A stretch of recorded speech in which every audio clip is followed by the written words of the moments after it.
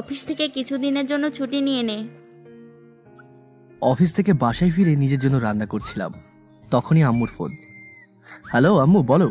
Office থেকে কিছুদিনের জন্য ছুটি নিয়ে নে। কেন আম্মু, ছুটি দিয়ে কি হবে? নীলার বিয়ে ঠিক হয়েছে। সত্যি আম্মু? নীলার বিয়ে ঠিক হয়েছে? আর কার সাথে হলো?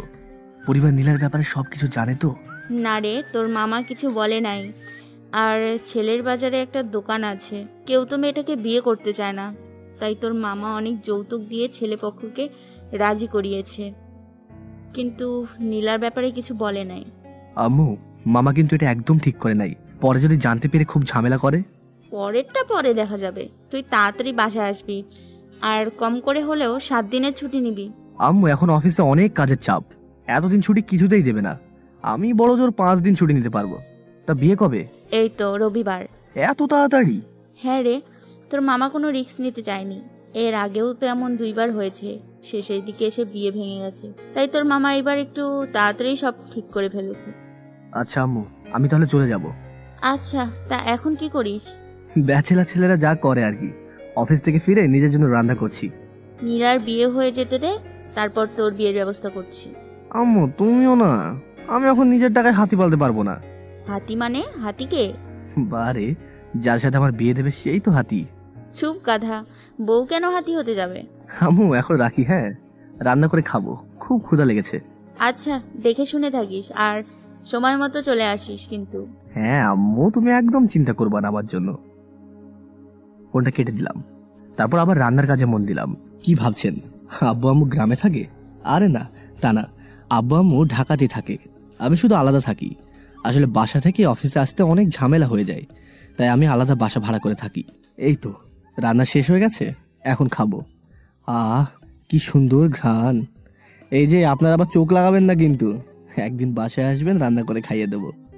খেয়ে থালা বাসন পরিষ্কার করে আমি ঘুমোতে চলে গেলাম। পরের দিন সকাল ফ্রিজ থেকে খাবার বের করে খেয়ে নিলাম। আমার আবার এই একটাই বদ অভ্যাস, শুধু রাতে রান্না করি আর পরের দিন সেটা একটু গরম করে খেয়ে অফিস চলে যাই, আর দুপুরে বাইরে থেকে খাবার খেয়ে নিই। অফিসে গিয়ে আগে বসের কাছে গেলাম। স্যার আসি?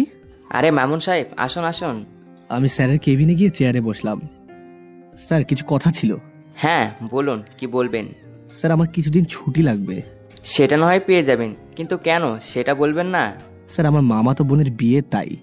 তা কতদিন ছুটি চাই? স্যার 7 দিন হলে খুব ভালো হতো। আচ্ছা, কবে থেকে ছুটি লাগবে? যদি অনুমতি দেন তাহলে আমি আজ থেকেই চাই। আচ্ছা ঠিক আছে, তাহলে 7 দিন পর দেখা হচ্ছে। আমি যে 7 দিন ছুটি পাবো সেটা ভাবতেও পারি নাই, আর পাবোই নাই বা কেন। আমি তো আমার সব কাজ একদম সব সময় ঠিকঠাক করি, কাজে ফাঁকি দিই না, তাই বস আমাকে খুব আদর করে। আমি অফিস থেকে চলে এলাম, তারপর আমার প্রয়োজনীয় সবকিছু গুছিয়ে নিয়ে বাসায় চলে গেলাম। বাসায় যাওয়ার পর কলিং বেল চাপতেই আম্মু দরজাটা খুলে দিল, আর আমাকে দেখে মনে হয় কিছুটা অবাক হলো। আম্মু কেমন আছো? হ্যাঁ আমি ভালো আছি, কিন্তু তুই আজকে কিভাবে? তোমার কথা মতো স্যারের কাছে ছুটি চাইলাম, আর স্যার আমাকে ছুটি দিয়ে দিলেন, পুরো 7 দিনের ছুটি। আরো কিছু কথা বললাম, তারপর আমি আমার রুমে চলে গেলাম। কথা বাড়াবো না, বিয়ের দিনের কথা বলি। পরপক্ষ চলে এসেছে, আমার তেমন কোনো কাজ নেই, তাই আমি চেয়ারে বসেছিলাম। হঠাৎ হই হট্টগোলের শব্দ হলো, কিন্তু হলো কি, একটু আগেই তো সব ঠিকঠাক ছিল। আমি চলে গেলাম এটা দেখতে যে কিসের জন্য এত হই হট্টগোল হচ্ছে। আমি গিয়ে দেখি বরপক্ষের সাথে মামা, আমার আব্বু, আরো কিছু লোক জড়ো হয়ে কি যেন তর্ক করছে, হবে হয়তো যৌতুক নিয়ে। আমার আবার কি, আমি তো আর বড়দের মধ্যে ঢুকতে পারি নাই, তাই আমি চুপ করে দাঁড়িয়েছিলাম। হঠাৎ দেখি বরপক্ষ চলে যাচ্ছে, কিন্তু এমন কি হলো, বেচারা বিয়ে করতে এসেও চলে যাচ্ছে। হঠাৎ দেখি আম্মু মাথা চাপড়াতে চাপড়াতে আসছে। আরে আম্মু তোমার কি হলো, তুমি এমন করছো কেন? তোর মামার মান সম্মানের সাথে যে আমাদের সকলের মান সম্মান শেষ হয়ে গেল। কেন আম্মু, কি হয়েছে? ছেলেপক্ষ তো জেনে গেছে নীলার নেশা করে, আর এই জন্য তো বিয়ে ভেঙে দিয়ে চলে গেল। এখন এই মেয়েকে আর কেউ বিয়ে করতে চাইবে না। তখন কই থেকে যেন মামা আর আব্বু আমাদের কাছে আসলো। বাবা মামুন, আমার মান সম্মান সব তোর হাতে, তুই আমার মান সম্মান রক্ষা কর। মামা, আমি তোমার মান সম্মান কিভাবে রক্ষা করব? কথাটা অনেকটা অবাক হয়েই বললাম। তুই নীলাকে বিয়ে করে নে। আব্বু তুমি এসব কি বলছো? আমি কেন সব জেনেও নীলাকে বিয়ে করতে যাব? আর বড় কথা হলো আমি আনিকাকে ভালোবাসি।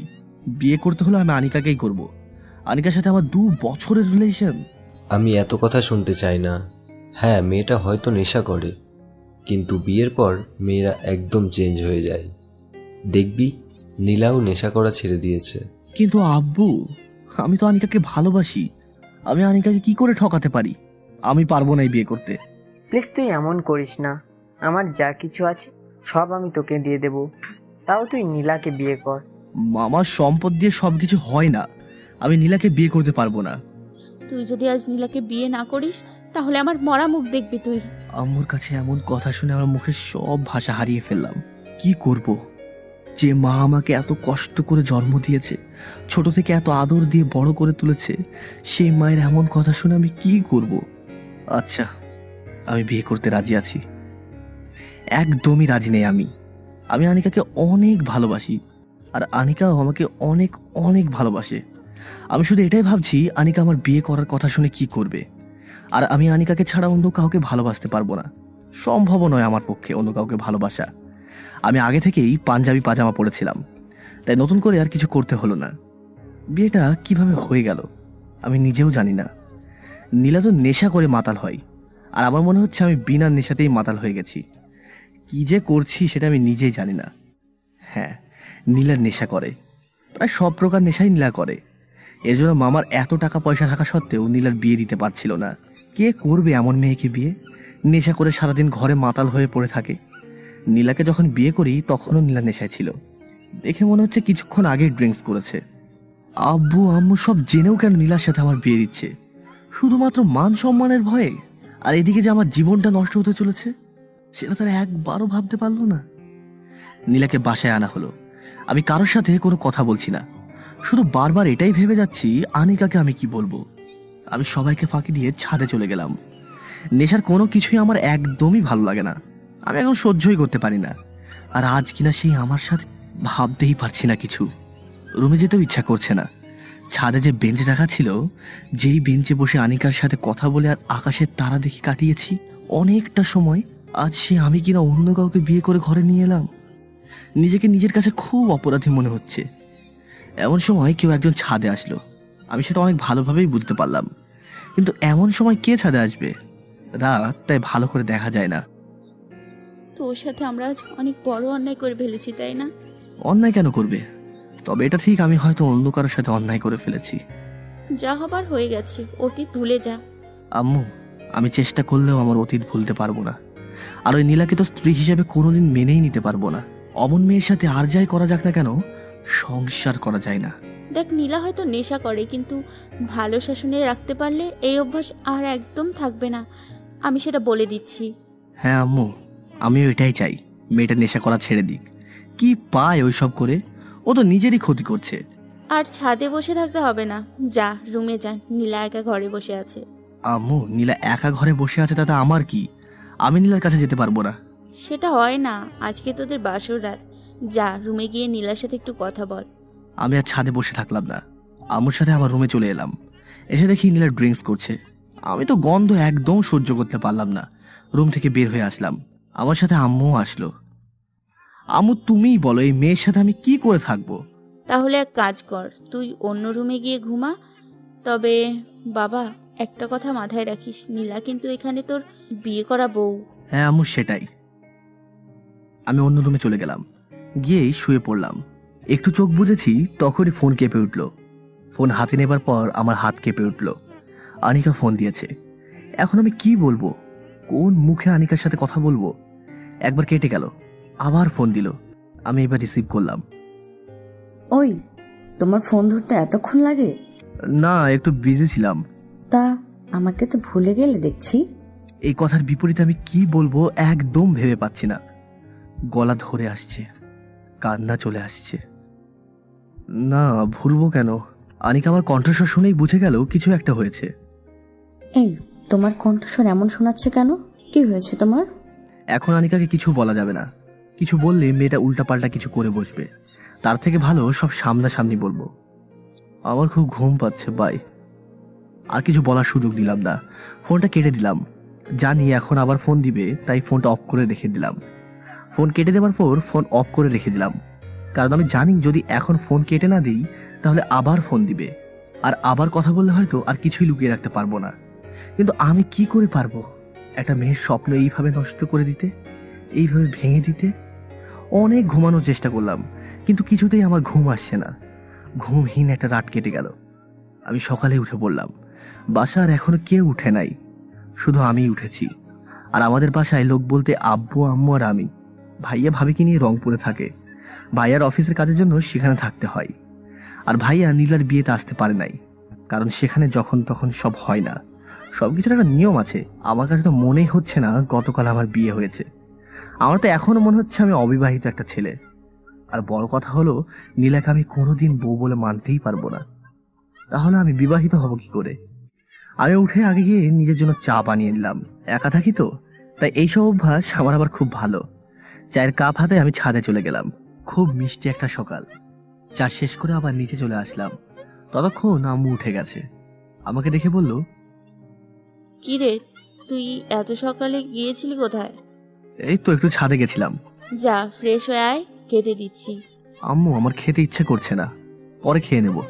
এতদিন পর বাসায় এসেছিস, আর এখন না খেয়ে কি করে হবে? তুই যা ফ্রেশ হয়ে আয়, সবাই একসাথে খাবো। আমি আর কিছু বললাম না, ফ্রেশ হতে চলে গেলাম। ফ্রেশ হয়ে এসে আমি টেবিলে বসে আছি। আম্মুকে দেখি নীলাকে ধরে ধরে নিয়ে আসছে। তার মানে এখনো মাতাল আছে। তাতে আমার কি, নীলা যা কিছু হয়ে যাক, তাতে আমার কি। আম্মু নীলাকে এনে আমার পাশে বসিয়ে দিল। আম্মু, তুমি কি আর কোথাও জায়গা পেলে না? একটা মাতাল মেয়েকে আমার পাশে এসে বসিয়ে দিলে। মাতাল হলেও সে এখন তোর বউ, সেটা তুই ভুলে যাস না। আম্মু, বউ? কিসের বউ? আমি এই মাতালিটাকে বউ বলে মেনে নিতে পারবো না, ওকে? সেটা বললে কি করে হবে? এখন থেকে তোর দায়িত্ব নীলাকে কিভাবে স্বাভাবিক জীবনে ফিরিয়ে আনা যায় সেই বিষয়ে ভাব। আম্মু, আমি নীলাকে নিয়ে কিছুই ভাবতে পারবো না। এই, তোমরা এত চিৎকার করছো কেন? খেতে দিলে দাও, না হলে আমি রুমে গেলাম। আম্মু তাড়াতাড়ি নীলাকে খেতে দিল, সাথে আমাকে আর আব্বুকেও দিল। আমি খেতে শুরু করে দিলাম।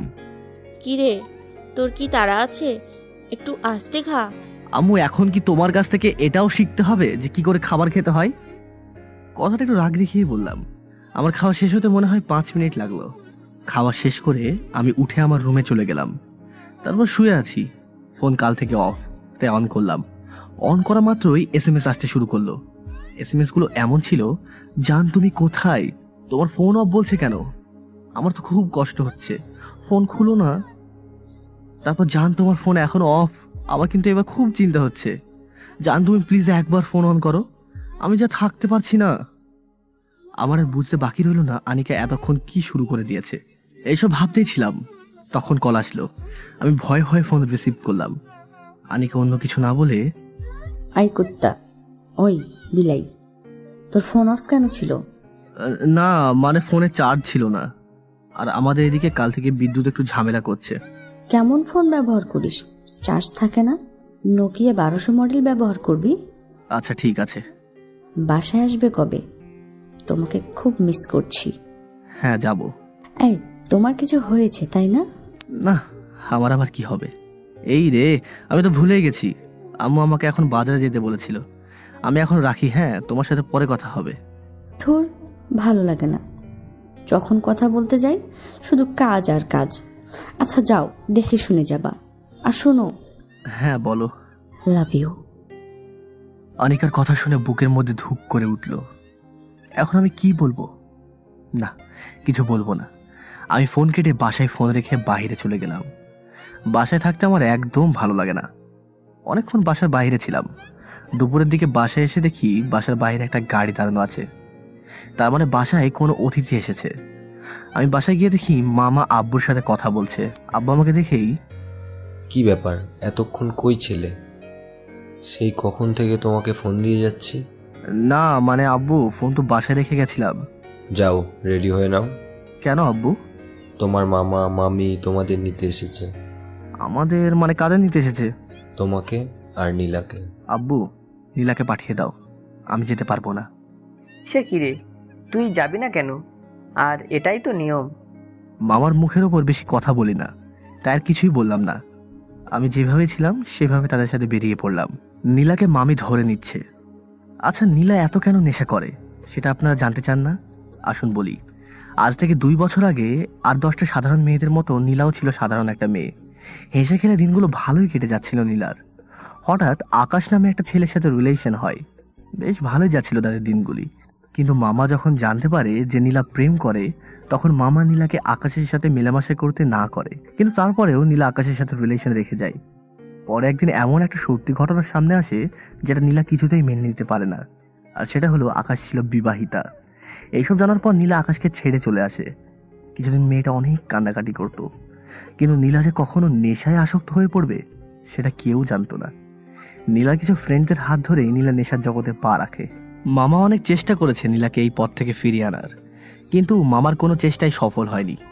তারপর নীলাকে রুমে বন্ধ করে রাখা হতো। এতে করে নীলা পাগলের মতো হয়ে যেত, সব কিছু ভেঙে ফেলতো, কিছু খেত না। একমাত্র মেয়ের এই দশা দেখে মামা আর নীলাকে বাধা দেয়নি। আগে অল্প নেশা করলেও এখন প্রচুর নেশা করে। বলতে গেলে সারাদিন নেশার মধ্যেই ডুবে থাকে। কারোর সাথে মেশে না, কারোর সাথে তেমন কথা বলে না।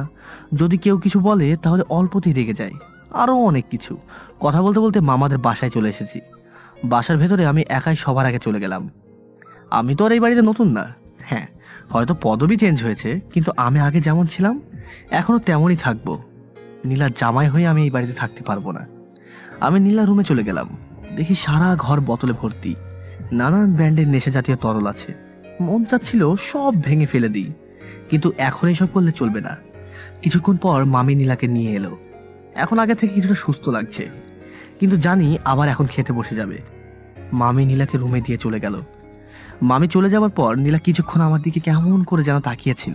কিছু বলতে চেয়েছিল মনে হয়, কিন্তু কিছু না বলেই মদের বোতল বের করে নিল। আমি আর থাকলাম না রুমে। রুম থেকে বের হয়ে এসে আমি নিচে গিয়ে বসে রইলাম। কিছুক্ষণ পর মামা আসলো। কিরে, তুই এখানে এইভাবে বসে আছিস কেন? না মামা, এমনি বসে আছি। তোর মন খারাপ আমি জানি।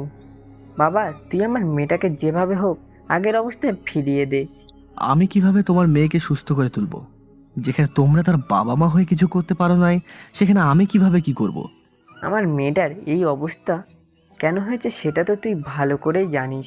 আমি জানি যদি আবারও আগের মতো করে কাউকে ভালোবাসতে পারে তাহলে এসব ছেড়ে দিবে। ভালোবাসার মধ্যে এক অদ্ভুত ক্ষমতা থাকে যা সব কিছুর ঊর্ধ্বে।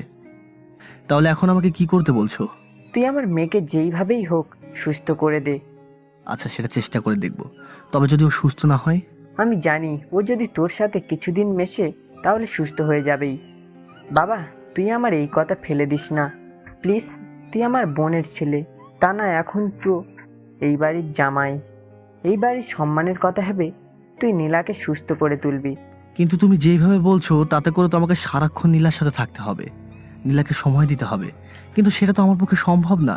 কেন সম্ভব নয়? আমার অফিস আছে। আমার সব কিছু দিয়ে দেবো তোকে, তবুও তুই চাকরি ছেড়ে দে। আমার অফিসে কালকেই তোর নাম করে দেব। না মামা, তোমার কিছু আমার চাই না। তবে তুমি বলেছো যখন, আমি চেষ্টা করে দেখব। চেষ্টা না, তোকে পারতেই হবে। আর তুই পারবি আমার মেয়েকে সুস্থ করে তুলতে। আচ্ছা মামা, তুমি ওকে নেশা করার জন্য টাকা দাও কেন? কি করব বল, যদি টাকা না দিই তাহলে সব কিছু ভাঙতে শুরু করে। এই তো কিছুদিন আগের কথা, আমি অফিসে কাজ করছিলাম, তখন তোর মামি আমাকে ফোন দিয়ে বলল নীলা টাকা চাইছিল, আর সেটা না দেওয়াতে নিজের হাত কেটে ফেলেছে। একমাত্র মেয়ে, আমরা কিভাবে পারবো চোখের সামনে মেয়েটার ক্ষতি সহ্য করতে? তাই টাকা দিয়ে দিচ্ছি। আমার যে মেয়ে কিনা আগে মুখ ফুটে কখনো টাকা চাইতো না, আমরা দিলেও সেটা জমিয়ে রাখতো, সেই মেয়ে কি হয়ে গেল? আরে মামা, তুমি কেঁদো না তো, আমি আছি তো। তবে মামা, তোমাদের সাহায্য লাগবে। যদি নীলাকে সুস্থ করে তুলতে চাও তো আমার কথা মতো চলতে হবে। তোর সব কথা শুনতে রাজি আছি, তুই শুধু আগের নীলাকে আমাদের কাছে ফিরিয়ে দে। তাহলে নীলাকে একদম টাকা দেওয়া চলবে না। আমি নীলাকে সাথে করে নিয়ে যাব। তোমরা কেউ দেখতে যেতে পারবে না। যেদিন নীলা সুস্থ হবে সেদিন যাবে, তার আগে না।